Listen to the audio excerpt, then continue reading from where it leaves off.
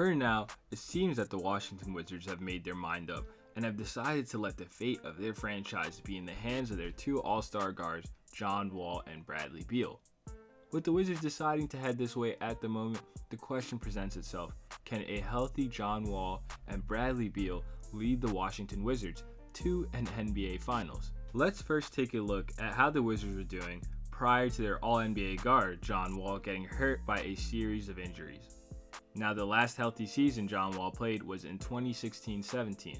During that year, he made third-team All-NBA, averaging 23 points, 11 assists, and 4 rebounds per game on 45% shooting.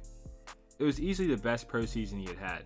His counterpart Bradley Beal that year was also playing great minutes as he averaged 23 points on 48% shooting. Now that year, the Wizards did end up losing in the Eastern Conference semifinals to the Boston Celtics in 7 games.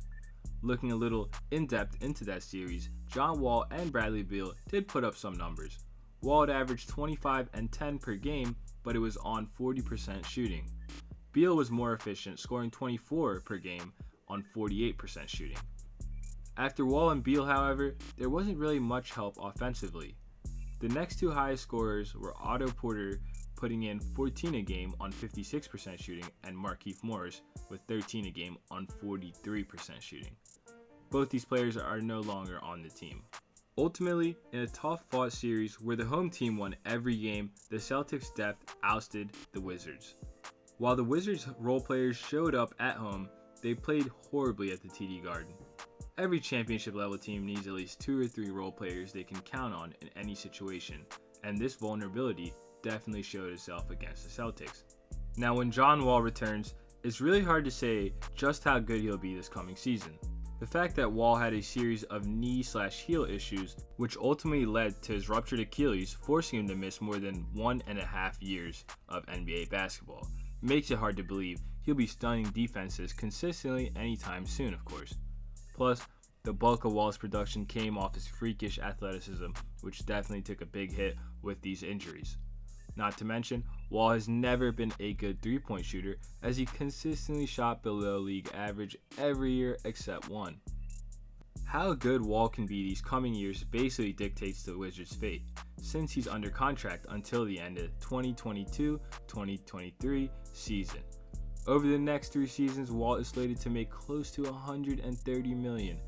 Considering the fact that Wall suffered these tragic injuries during his prime, makes it hard to believe that he'll truly ever reach his full potential, making that contract one of the worst ones in the NBA and pretty untradeable, especially also since there's a 15% trade kicker. Now, Bradley Beal's game has definitely grown a lot since his last playoff appearance, but the most likely decline of Wall will likely balance any total growth the team could have had if Wall was never injured. So if the Wizards are really serious about trying to win with Wall and Beal, they're going to have to go out big game hunting in free agency, since this duo most likely won't be able to get it done by themselves. The Wizards are slated to have about $101 million on their payroll for the following season, which with a couple of moves here and there should allow them to sign a max or close to max player if they are serious about adding some serious talent, of course. Considering the fact that they have 2 players that prefer having the ball in their hands, the Wizards would most likely want some front court scoring or a premier 3-and-D guy. Now, for the most part, this free agent class is kind of weak, but in terms of the best potential small forwards in the class, DeMar DeRozan and Gordon Hayward both have player options on their contracts. While it'd be hard to see Hayward opt out, it could be possible that DeRozan does, considering the direction the Spurs are heading in. Of course, if DeRozan does opt out, he's really not the best fit either. 2 unrestricted free agent forwards that could be a better fit for the Wizards would be their new free agent, Davis Bertans, if they're willing to spend up for him, and Thunder forward, Danilo Gallinari. Despite being 31, Gallinari is having a pretty good season on a winning Thunder team. He's averaging 19 points and 5.5 rebounds per game, while shooting 41% from 3. About half of his field goal attempts come from the 3, so he would definitely play well off Wall and Beal's penetration. He'd also give them another veteran presence, which is always helpful come playoff time. Another vet that could fit quite well with the team would be Marcus Morris. Morris is not a bad 3-and-D option either. Prior to joining the Clippers, Morris was averaging a career best 19.6 points per game, albeit on a horrific Knicks squad. If the Wizards want to spend on a big guy, another interesting frontcourt addition the Wizards could add would be Montrezl Harrell. Harrell is the definition of an off-ball player. This guy can drop 20 just off pure hustle. Coming off the bench this season, Harrell was averaging 18.6 points and 7 rebounds per game in 28 minutes for the rock-solid Clippers. With a most likely increased role if he were to come to the Washington Wizards. While all these players are really solid options who may be able to make the Wizards definitely much more competitive, I truly believe none of these additions would really be game changers in the grand scheme of things.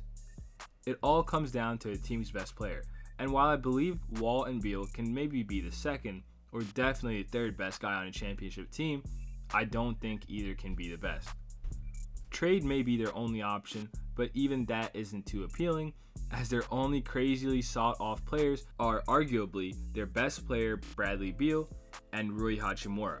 It really stinks for this franchise because I believe their best opportunity at revamping the team was this past free agency with trying to acquire Kevin Durant. Of course, there were always rumors that KD may have possibly been inclined to come back to his hometown Wizards, but that never really happened.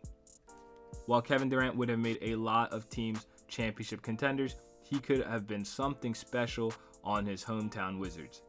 He not only gives them that wing/off-ball scoring the Wizards need, but also that championship level experience and leadership that the Wizards are missing. It's unfortunate for the Wizards because they seem to be deadlocked for the next 3 years due to John Wall's contract. For the sake of Wall and the Wizards, let's hope that he can come back at least close to what he once was, and maybe the Wizards can be a competitive Eastern Conference team. For the Wizards to be a championship team, a lot of very unlikely things need to happen, and for that reason, it looks like the Wizards will just be an average team for the next couple years. As always, guys, let me know what you guys think about the future of the Washington Wizards. Do you think they're going to make some moves this free agency? And if so, who do you think they should get? Thanks for watching as always, guys.